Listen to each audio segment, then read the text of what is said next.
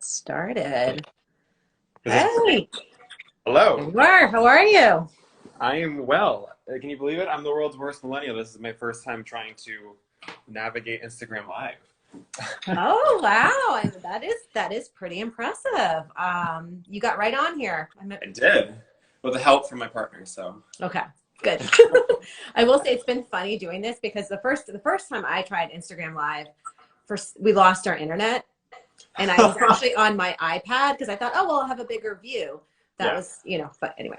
So a couple people have forgotten to update their Instagram app, and it's been really interesting because then I can't get them in. So we're like, they have to like jump off, update their app, and then get back on. So glad it I'm worked gonna have seamlessly this a lot time. of guest appearances from my dogs because the fact that they're hearing another voice, they're losing their minds. Oh, let me see your dogs. So Introduce them. this is the newest of the batch. This is Harry. Oh my gosh. He's our newest Frenchie, Is he a pug? a French bulldog. Oh my God, so cute. He's It's like the mini, size of my mini. hand. Oh, he's a little baby, huh? He is, yeah. He's only 8 weeks. Oh my gosh, my daughter would go crazy. She's been begging for a French bulldog. We have a full-grown one. He's pouting in the other room because of the puppy. And then this is Hugo. He's our Boston Oh my Terrier. gosh. And he's also a French bulldog? No, he's a Boston. A Boston Terrier. Okay. Yeah. Yeah. Oh, I can tell by the ears. Yeah. Now that their ears are up. Oh yeah. Oh my gosh, she's so cute. Stop. Yes. Hello. Oh my gosh. It's so funny. That's the one thing I've loved about being virtual is getting to meet everyone's pets. It's been great. Hi. This is Ham. He's the third. He's the Third. fourth. Wow. You are busy over there. Tell me about it. COVID, right? Are they all boys too? A whole household of boys, huh? Yep. A gaggle of goons. That's awesome. Well, thank you so much. I'm really excited to talk and find out a little more about you. So Jay and I have connected through BAD, and I've listened to his podcast. If you haven't checked it out, it's great. It's him and a couple other dietitians. It's called The Tea with 3 RDs. So make sure to check that out. But I'm going to hand it over to you and let you introduce yourself and share whatever you want to share with everyone. Sure. So my name is Jay Patruno. I am a registered dietitian, and I completed my DPD at Boston University, and then from there went on to do my dietetic internship at the Brigham Young Women's Hospital in Boston. I worked there a little bit after my internship as a clinical RD, and then transitioned into eating disorder care with Walden Behavioral Care for some time. But leading into the shutdown for COVID and everything in Boston, my partner and I just started a telehealth private practice, essentially. So I also now co-own and operate this platform for exclusively telehealth MNT, as well as bringing in more of a holistic wellness approach to, right now, primarily eating disorder care. But Yeah. I've also been able to just, hit your general public with some general nutrition education and lifestyle stuff, which has been a huge learning curve because they never really talked about telehealth in school, right? Like it's just such a new and very, very quickly growing importance in the health field. So that's been wonderful. And, on top of all of that, I have a lot of my side time spent in DEI for the field of nutrition. So being a part of that, as well as I give a lot of presentations and guest lectures on LGBTQIA plus health disparities. And me and a colleague, Heidi, who also did her internship at the Brigham and then also worked at the Brigham afterward before moving to Baltimore, we try to provide as much as the literature will allow us to for inclusive and affirming care recommendations. That's awesome. Yeah. Yeah, and that in and of itself has been really eye-opening just to see the intersection of just how like nutrition does not exist in a silo. And I think for a long time, RDs have been put on the back burner. So as you're learning about DEI and even having this conversation with you, and we'll talk about, cultural competence and I think a newer frame than a lot of schools teach it. And a lot of people think about it until you're in that moment of, I don't know. Like, I don't know what to say. I don't know what to do. In all honesty, I've been learning so much through these conversations. Just like having an intentional conversation around food it's such a great, and culture, it's such a great way to learn about different cultures and also to see where there are huge holes in our learning in the dietetics profession.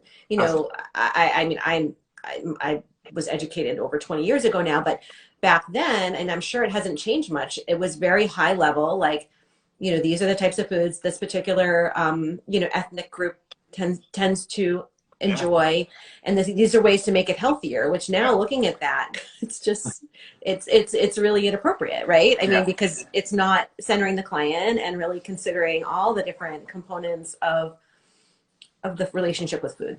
Absolutely. And I think that's the beautiful thing about like the many hats that dietitians can wear. One of them, I think, is we are truly at the forefront of having discussions around identity that other fields can't have, right? Because food is so center to so many cultures, and people communicate and express emotions and thoughts and reminisce and nostalgia, all these things that are associated with the food, the smells, the memory, the moments around food. And they're not having that kind of conversation with their doctor, maybe their therapist, but you know, you sort of dig a little deeper, use those really strong MI skills, all of a sudden you're having a conversation that a lot of other members of that interdisciplinary team may not have uncovered. Right. And it is, I mean, one of the things I love about connecting through food is something we can all relate to. It's a common ground, right? And so when people start talking about the foods of their childhood or the foods from their cultural background, you see there's this joy in sharing it and talking about it for the most part. Of course, you know, it can be a little bit different when we're dealing with eating disorder population. And you know, as you were talking, I was really curious to hear more about some of the work you're doing specifically around the LGBTQA affirming care in dietetics, because that's like brand new for me. I mean, like that was nothing we touched on in my training. And I think honestly, there's so much more, you know, out there now. And I really think it's great that you're doing that. So can you speak a little bit to like what that looks like and where you've been doing the trainings? Yeah, absolutely. It took form in my dietetic internship. One of the projects that we did as interns at the Brigham was like an independent research assignment, and then you present at our nutrition rounds, and you both create the presentation but also drafts essentially it's a really large literature review in an area of interest. So I chose, and I was always interested in eating disorders, which is a very dark web of information to dive into. So when I was thinking about how can I make this approachable, how can I do something that I can take and apply to practice that I don't already know. And part of it was in my own community as a gay male, I grew up just surrounded by habits that I knew innately were not meant to foster health and wellness. They were kind of the antithesis of that. And in and of itself, it leads to longer term maladaptive behaviors. So there's plenty of research that exists on epidemiology around eating disorders in the queer populations. However, there's not a lot of information out there on appropriate interventions. And the challenge behind it, if you really look at where funding and research goes, it's still primarily focused on cisgender white gay men. And it's also primarily focused on HIV/AIDS. And nowadays, there's plenty of research to support that what we once thought for even treating somebody who has diagnosed with HIV or has progressed to AIDS, it's not the same. But then in my DPD, which was, oh God, I don't even know how old I am, like less than a decade ago. It's not been very long since I was in school. And the only time we talked about, you know, people of sexual or gender minority status were during malnutrition related to HIV/AIDS. That's so interesting. and the research is still in that realm. So there's this whole like breadth of area that needs to be fostered and flourished, especially with transgender individuals. I mean, we're not even just talking about like the prevalence of disordered habits per se, or like health disparities, but like what do we do about it? So a lot of what my colleague Heidi and I have been doing is just getting as much of the information together as possible as relevant to nutrition.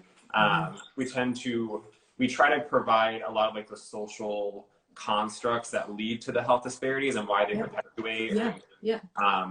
With that, there's limited research on what the challenges are, and we try to glean the best or most appropriate ways to foster using that clinical judgment. I mean, we might not know the best way to calculate nutrition needs for someone who is transgender, but we can at least say like it might be more appropriate and affirming to do X, Y, or Z.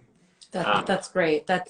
I'm so glad to hear that you're offering that. And you know, it's as you're talking, I'm just thinking about the different kind of behavioral norms that may build up in different segments of the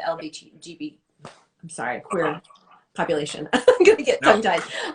So you know, and like to your point, like being a gay male, like I think there are certain behaviors and around eating and food and body image that come up in the context of that compared to someone in a different subset of the queer community. And I think that's so important to highlight and emphasize and not assume, based on, how someone identifies even. But even to that point about the various segments within a population and how that fosters, I think that it can be paralleled in any historically marginalized group, right? Like it's not, I think that's the real challenge when you only have epidemiological data to look at, is it's looking at this like massive group. And we know that the lower and lower you go, that's where me and Heidi would talk about this concept of intersectionality. So as we start to layer various forms of identity, it becomes more and more complex to treat the individual. That's why patient-centered care is so important. And right. I think if an interesting statistic that highlights the layers of just bias that still exist, even with research that might be well-intended, is a lot of studies in the late 90s and early 2000s looked at the data around how there's a higher prevalence of body weight or shape in lesbian populations or sexual minority women. And on the crux of that, in the conclusions of these studies, they would try to discuss how it was because gay women didn't strive for the desire of men. So there's less of this pressure from society to like look a certain way and to fit the thin ideal. So then in and of itself, there's this whole level of like sexism thrown, like the only and assumptions about assumptions, right? That it's all coming from that male-oriented lens, which is so interesting. The layers are really important. The intersectionality, and that really came through in the conversation I had earlier, actually last week, with Elena, who was in the foster system, adopted, lived. She's biracial. She identifies as Afro-Latinx, and she spent half her time growing up, a good part of her time with a white family, and then a good part with a Black family, and describes like this really eclectic cultural background, originating in food insecurity, but then going through all these different various cultural experiences with food, and it's really shaped a love of food. And she kind of they celebrate every possible holiday and ethnic food in their family, and it's really fascinating then she was talking about the body image and being in an all-white community through most of her adolescence, and like not quite fitting the bill for like the body image of like what we I guess typically associate with Black or a Latino, and then she was not identifying with her white peers who were really quite focused on thinness and achieving that thin ideal. And so it was quite an interesting conversation. And I think it's so important not to make assumptions. Oh, this, and I think that we do that a lot based on how someone looks or, how they identify. And so that's huge. And so talk a little bit about BAD and like the work that they're doing. I think it's really important to highlight that. Yeah.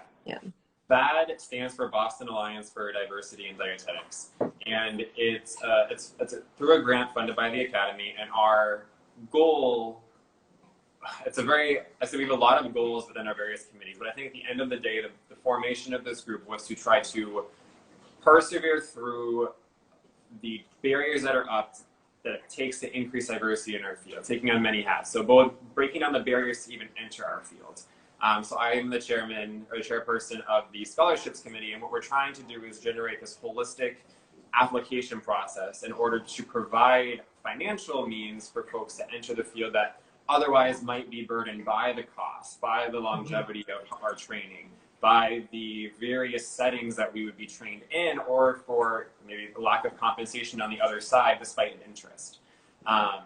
we're also trying to just increase an overall awareness. So there's a mentorship and outreach committee trying to build partnerships and mentorship programs with high school age youth, college age youth, folks in college or who didn't match to a DI and are planning to match again. Just trying to, again, decrease those barriers, make those connections so that way our field can represent the people that we serve. I mean, at the end of the day, there's a lot to be said about feeling comfortable in a space when you can feel a sense of connection without much having to be said, or there can be common ground built by more than just the fact that your insurance is paying to see this person. Absolutely. Absolutely. I mean, I think that diversity welcomes so much richness to any field. And when we think about the makeup, like as it stands now of our field, it's really concerning. It's not representing a number of most individuals, and as a result, I think a lot of patients aren't feeling like their needs are being met, or maybe even feeling welcomed into doing this work. Yeah. Before I move more on, Heidi, and this must be, I'm wondering if this is the Heidi you're referring to. She wants to know if you could talk about fat phobia and heteronormativity in lesbian eating and weight trend research. She put the hand emoji, so she said, like, she's like happy I called it out as the example. Oh, okay. All right. Because I mean, like, I think it's a fun, wonderful example, again, like that intersectionality and how not only are we, complaining there's not enough research in the field for these groups, but there's also barriers to even performing adequate research. So it's like a double-edged sword. It's this negative feedback loop that keeps feeding itself. It's like we want this, but the people who are performing it don't represent the groups we're trying to serve, just like our field doesn't. There are assumptions being made on the other side. Politics of research. Oh, I could get on that topic for a long time. Yes. What gets funded, what doesn't, like what factors are looked at, like the bias just in that. Yeah, it's pretty remarkable. Yeah. And I think, like, so Jamie and I talked the other day about BMI and like where that even originated. It's like a couple groups of European men, I think, represent the BMI, right? Like white men, like sounds about right. It doesn't fit the mold for most people that exists. So it's interesting just to see how the medical system in itself has a very narrow lens, and it needs to change. Yeah. And that's something I think also beautiful about, like, Metro West is a great example in Massachusetts, that there needs to be a lens taken from multiple angles, right? Like, if you just look at something head on, you're only going to get that 2D version of the photo. But if you go left, if you go right, if you look from it the other side, upside down, from the bottom, there's all these other ways to combat the same question or to provide a recommendation for a solution that, I mean, it might be something atypical, but you don't know what you don't know. But making and it's challenging because making an assumption can also be the wrong thing to do. So we need the information. We don't have it, and there's plenty of barriers up to getting it. But that's why I'm very proud to be a part of a group like that, because we know that it's a really long road for what you really want to do. But I've learned, even just in our bi-weekly meetings or my monthly meetings, like whenever we're together, listening to like the stories, listening to the thoughts and the insights, bringing even just like people's professional backgrounds is diverse in and of itself. Like the journey some of these people have taken is incredible. And I will not have lived that life, but being able to hear it and be a part of it, I think aids in my practice. Absolutely. Absolutely. And, I think I want to point out that BAD does have a research arm. And there are currently research studies being done. I'm not going to be able to cite them right now, but if you went on the BAD website, which is actually housed in BU's website, if I'm correct. Okay. It's connected with BU. So if you went on there, you could find like what research studies are going on, and you can sign up for the newsletter. I actually am the one that puts that together. I'm going to send it out in a couple of days. So get on that newsletter list and you'll get all the news related to BAD. They've got, I think I tagged them in your bio. So there's, and actually, if you want to go on our profile, there's a link to the cooking series that's coming up, which Jay will be featured on. So let's talk about that. So tell us a little bit about your cultural background and how that's going to come out in your cooking your cooking show. It's been it's such a hodgepodge of a story. So I guess at baseline, my mother's family is Puerto Rican. my father's family is Italian, Polish, very like a mixture of like Central, Southeastern. European mutt. Yep. Yeah. So growing up, my parents were very young when they had me, and I know a big part of food culture in my home was the Clean Your Plate Club. You know, challenging food insecurity, and those people are just growing pains where I don't feel like I was fully embraced in food culture until I was much older, because at that point my family had the means to really expand upon like what was normal food for us when I was really young. Now that being said, food always was very symbolic. It was always a means of showing love or expressing remorse, being present, celebration. You know, even today in my regular life, every time I'm thinking of something to do, I'm like, oh, what would I make? Or like, what am I in the mood for? So it always comes back to food for me. So I do attribute that to, you know, my heritage. And my parents also kind of butted heads around their heritage growing up. So although my mother's family is of Hispanic descent, and I have really strong Latin roots through my cousins and my titis and everything, I really didn't get to explore that until I was in college almost. After my parents got divorced, so before I was born, my grandfather, who was from Puerto Rico, was in the army. He wasn't around a lot when my mother was in, and because of that, it was just my grandmother, my mom, and her two sisters. You know, so that's a single mom with 3 kids is a lot balance. No one taught me Spanish. So I never grew up getting to speak Spanish. And I think that is my biggest regret, if I had any regrets in life, was not trying to do that sooner in life. So from there, that type of food really never made it into my household until my parents got divorced, and my mother really reconnected with more her extended family. And through my mom's interest in her own heritage and my passion and love for food, that's really where I got to just explore more. My dad's side of the family was always, you know, front and center, and my mom's was always put on the back burner. So Italian food, Polish food, like always present. Very, very easy. Like I can, you know, do it in a heartbeat, but I really have to take the time still and like find recipes, talk to my cousins, ask my mom, my grandfather for advice when I'm trying to make Latin cuisine, because it's everything that I love. It's comforting, it's flavorful, it's got layers, it's both inexpensive but exotic, and there's variety. It's plant forward, but it's also very like it's connected to their land, to like the things they could grow on the island. And like wonderful spices and seasonings. Yeah. So when I get to make it, I get very excited about it, even though I don't always do it right. But this particular recipe was one my fiance had requested one day. We had moved to an area of Boston that had a strong Afro-Caribbean, Puerto Rican mix. So the grocery store actually represented a lot more than I was getting when I lived in like other parts of Boston. That's great. And there were plantanos. So he had asked for mofongo, and I said, okay, sure. And ever since, it's something that I keep tweaking and experimenting with to find the way that I like it, the way that we like it. It's just been exciting over the last couple of years. That's great. And it is interesting that it sounds like that you really wish you'd had more of that.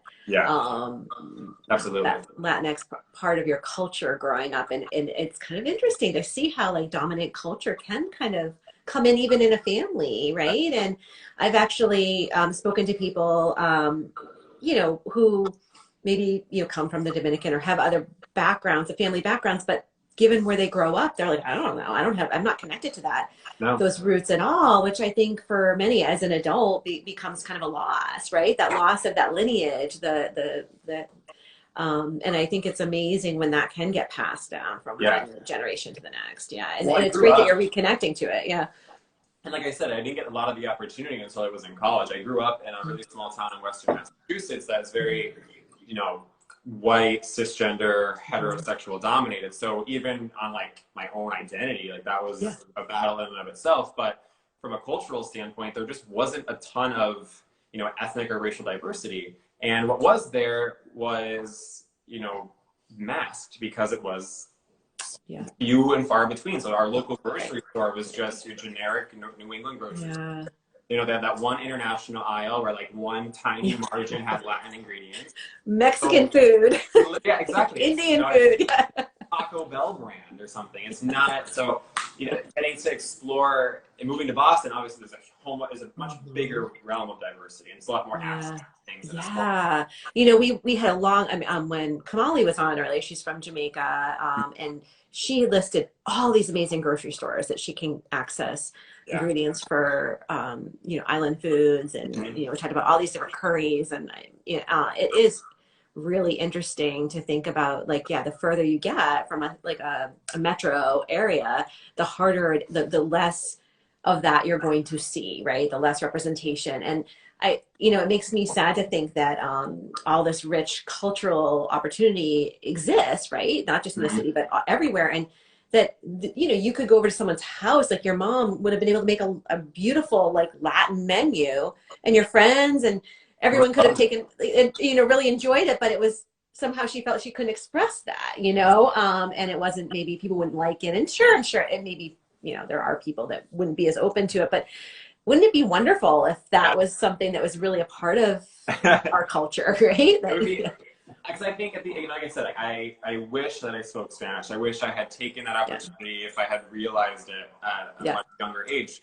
But food is a language in and of itself, and I feel like, you know, yeah, the number of folks out there who watch the Food Network, who watch HGTV, who, like, you know, yeah, pseudo invest in culture and diversity. It's like, dive in and enjoy it. Like, yeah, like I feel like food is like one of the easiest ways to just try to like put your feet in someone else's shoes yeah, and experience that. absolutely. Like, just it's a way to travel without going anywhere. And I think especially during, like, COVID, it's Yeah. been, you know, it's great to kind of take opportunities. I mean, I feel like I've been like scouting all the different, like, local restaurants, trying Yeah. new cuisines. And yeah, so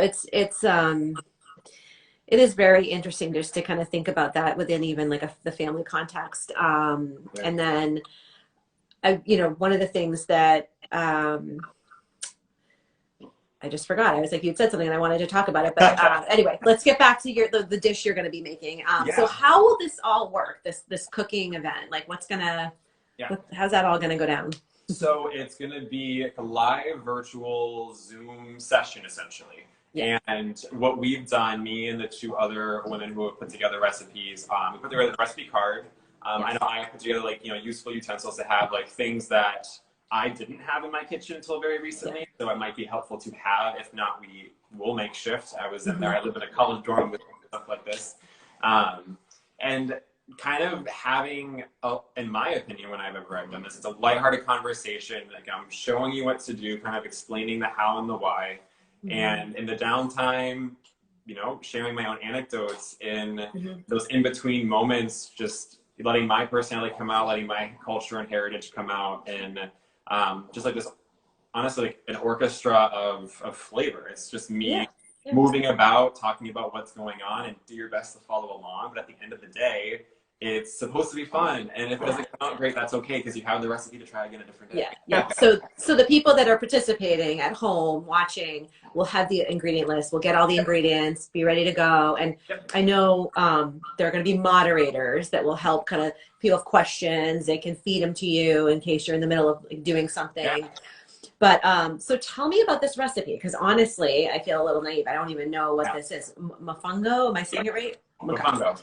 Tell me about it. So traditionally, it is fried plantains that are mashed. Yeah. It usually contains chicharrones, which is like a fried pig skin or like fried pork. Yeah. And the recipe I chose actually has chicken in it. Okay. What's really cool about it is I think plantains are really underrepresented, if like missing, in American cuisine. And it is like, I think people just mistake it for a banana. But it's actually like one of the #1 starch sources in Puerto Rican culture. You know, obviously, like, you know, rice is very prominent in Latinx food, but, and I think besides that, like, plantains are like ubiquitous in recipes. When you break it open, although it looks like a banana, it's like hard like a potato. You cannot eat a green plantain raw. Like, please do not do that. You have to cook it, fry it. Yeah. I like, please cook it. But it does, like, this recipe that I'm doing boils it down because I'm not a good home fryer. Okay. I also think that people are less intimidated by having to like have the fryer and the oil and all Yeah. that jazz. Yeah. So boiling, I think, is a And safer. it's a little less dangerous. I know anytime Yeah. I've tried to fry anything at my house, like I do that a lot with like Always tofu, and it's like splattering all yep. over the place, and Not because like I don't have her. a fryer. Yeah. But this recipe contains chicken, and a lot of them don't always contain meat. The fungo is, I don't want to call it like, I kind of think of it as the corned beef and hash, like for Irish folks. You know, Okay. Yeah. something that's Yeah. accessible, it's easy, it's very commonly made, it's readily done. Yeah. So You can probably make a large amount of it.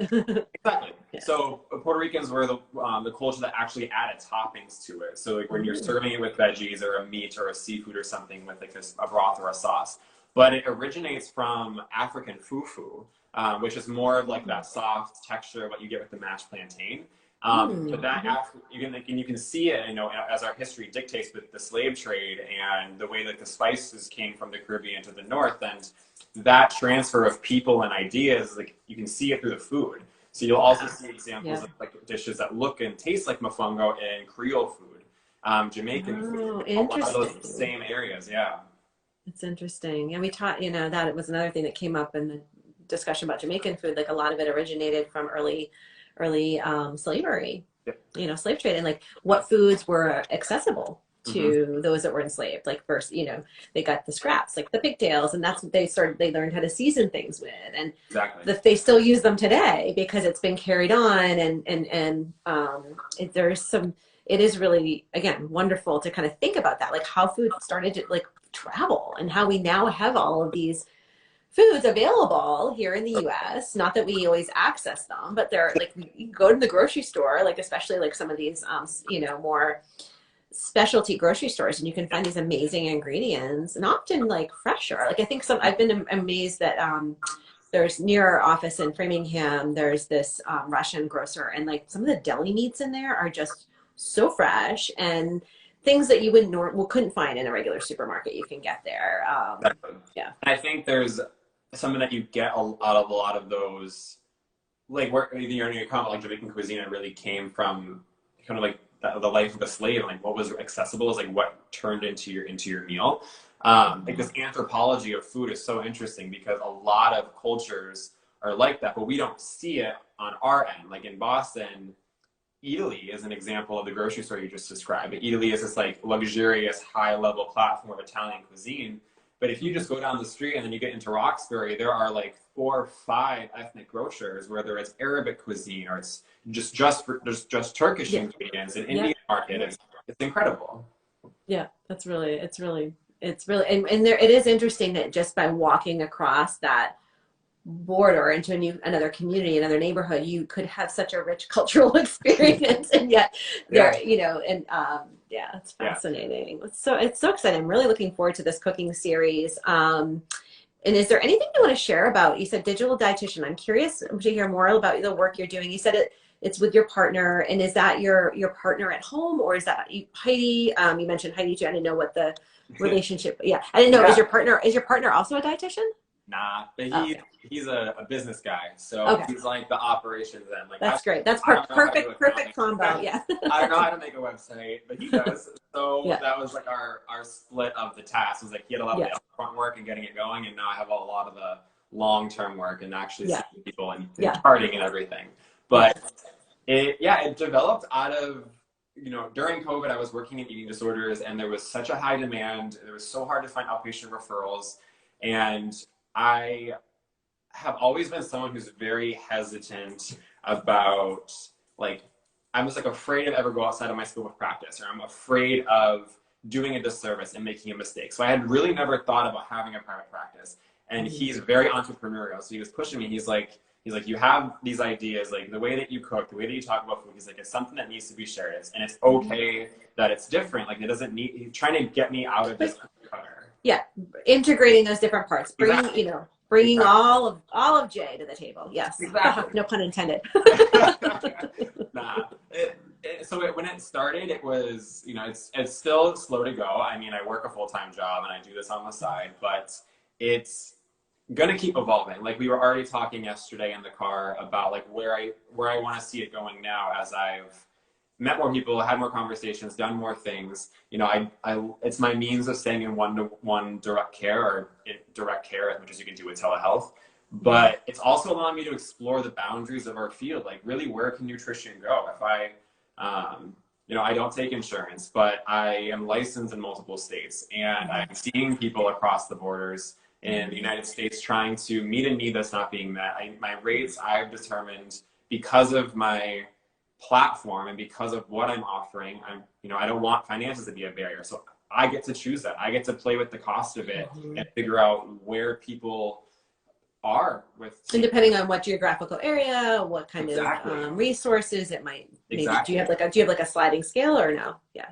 No, but I did research on the major insurers that do cover outpatient MNT, and looking at the different codes that you can chart for or you can bill for.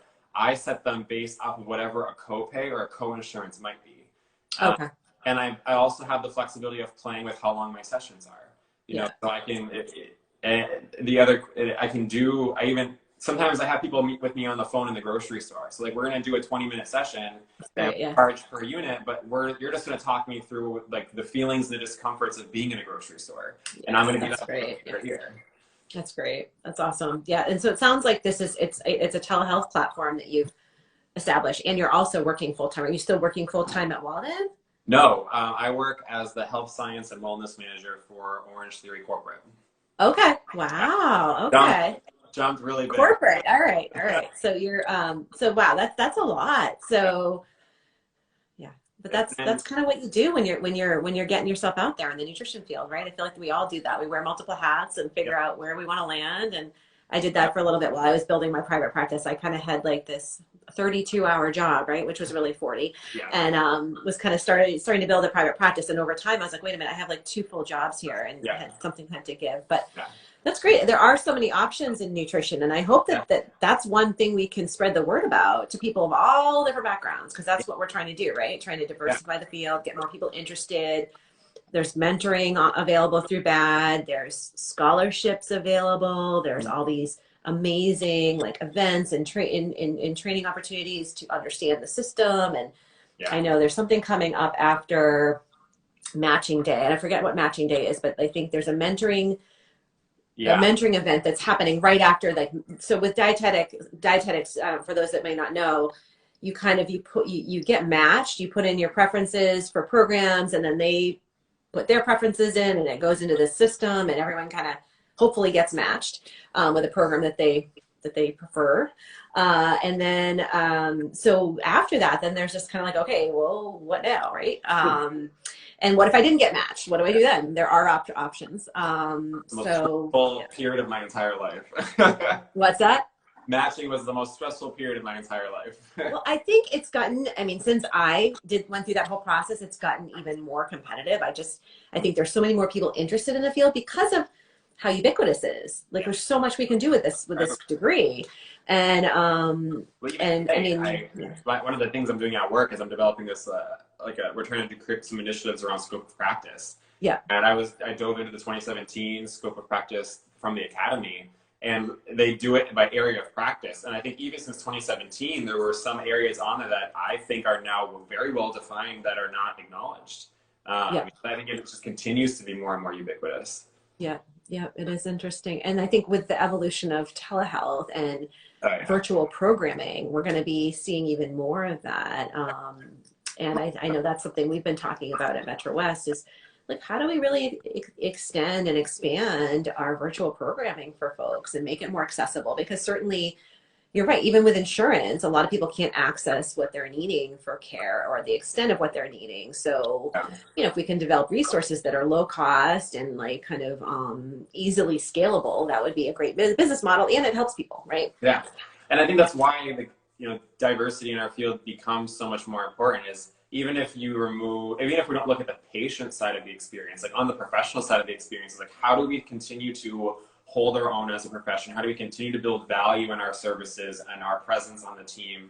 Because I think with telehealth especially, if we're going to keep expanding and the opportunities are going to continue to be there, it's also going to open up a lot of doors for whether it's that health promoter on Instagram, jumping in and trying to do something that might be almost illegal, who knows, but Right. you know, but the layperson might not know that. So like the people are going to seek out the convenience, the easy access of what meets that thought in my head right now. Right. So there's all this like, I think Yeah. as much as we're gaining so much traction, like we're also like still swimming in open water a lot of the way. Yeah. Yeah. I think I'm remembering what I was going to bring up earlier, and I don't know what you had said that reminded me of it, but one of the things that was interesting recently, we updated our website, and as I was going through this process with our design team, and I really wanted it to come through that a foundation in our mission is to be inclusive, is to be really not just what I'm learning from some of that. We're doing some training, and I'm learning I don't want to just be a welcoming space. I want to be a space built for you know, people of diverse backgrounds. Like it's not just, oh, you're all welcome, yep, come on in. And we were built for this. We were built for diversity, and that's what we value and we want to offer the community. But it's interesting, as we were doing this research and looking at like, so they do that, they kind of look at other websites and they just look at the wellness profession, they look at nutrition profession, and they're like, look at these pictures, Amy. It was all white heteronormative families, right? In the grocery store, in the counseling session, and it was a white female dietitian, you know, and I was like, oh my God, like, and we're all looking at it through this lens because there's so many of us that are just, you know, like me.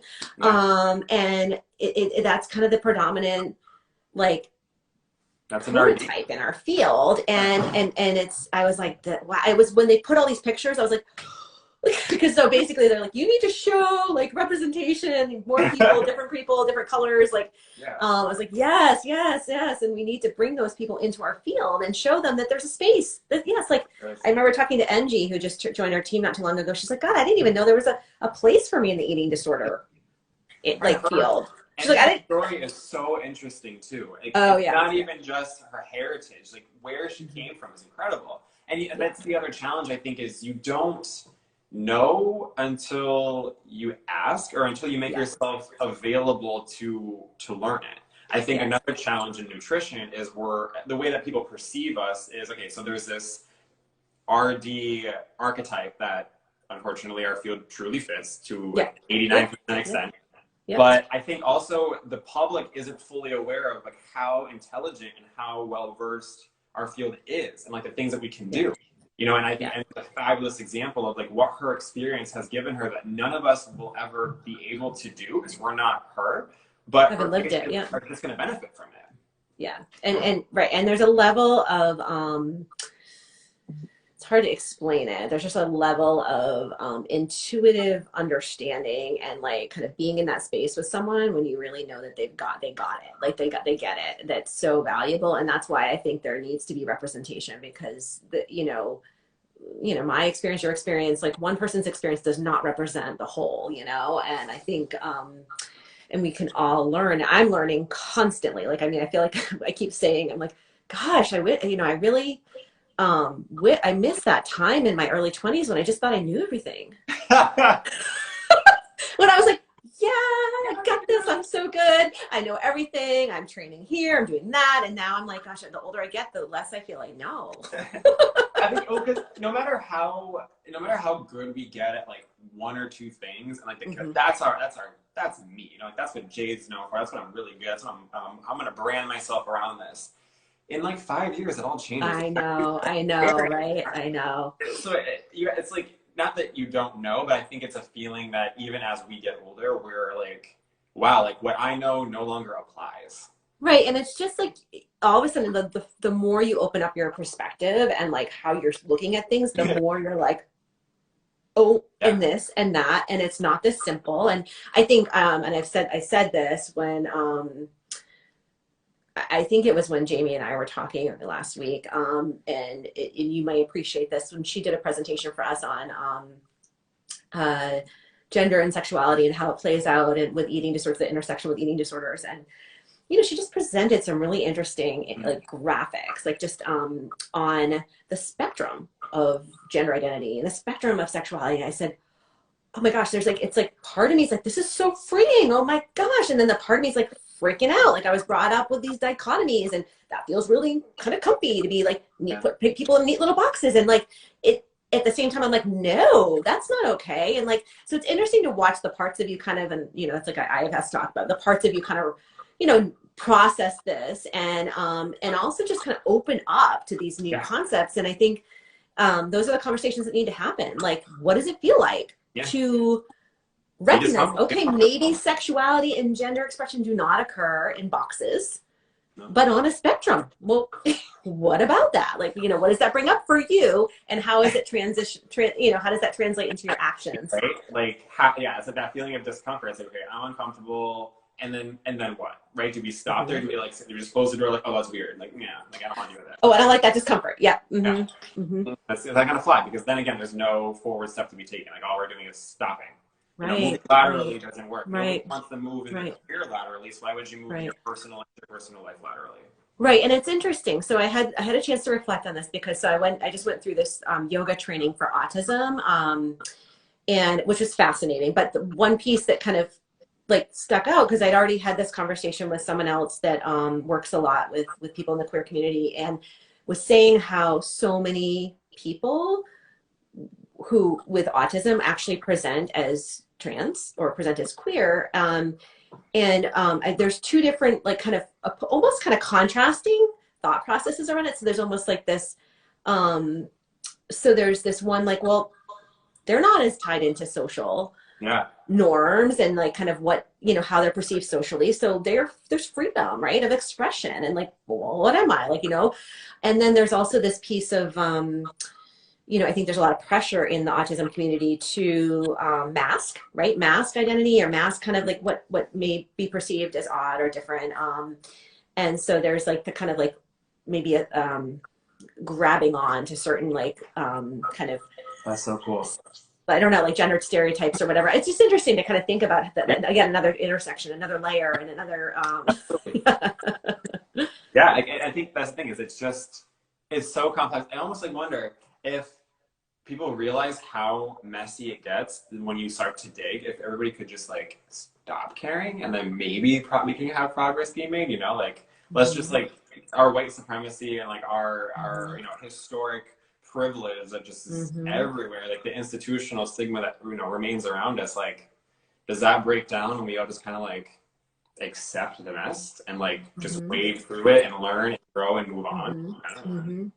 That sounds nice.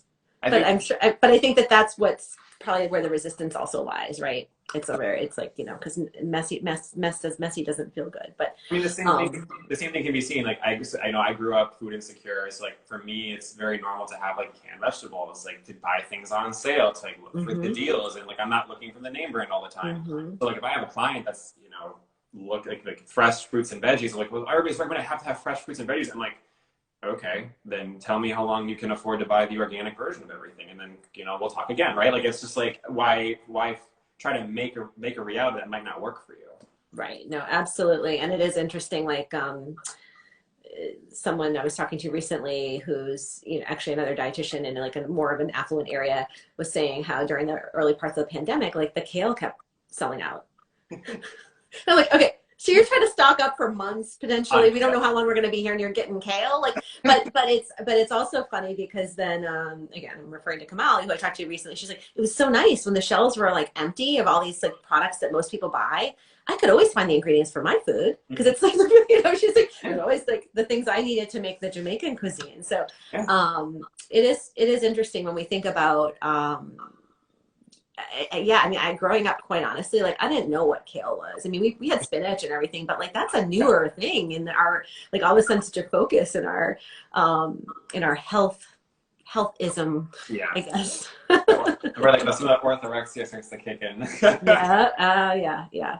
So anyway, it's probably just about time to wrap up, but this has been great. And definitely check out Bad and the cooking series. Again, the link's in our profile. Check out Jay at PB&J, which is such a cute handle. And then the tea with 3RDs. Do you guys have anything coming up? Yes, on Wednesday we're recording our next episode. So my co-hosts were on maternity leave for a while. Both of them, right? At the same time. Yeah, same time. And then so we had a couple of special episodes, and then I had a bunch of life transitions, so we're rebooting and getting some content out for April. Awesome. Awesome. Sounds good. All right. Thank you so much, Jay. This has been great. And thank you, Amy. have a good night. And so nice to meet your little your fur babies. All right. Take care. Bye-bye.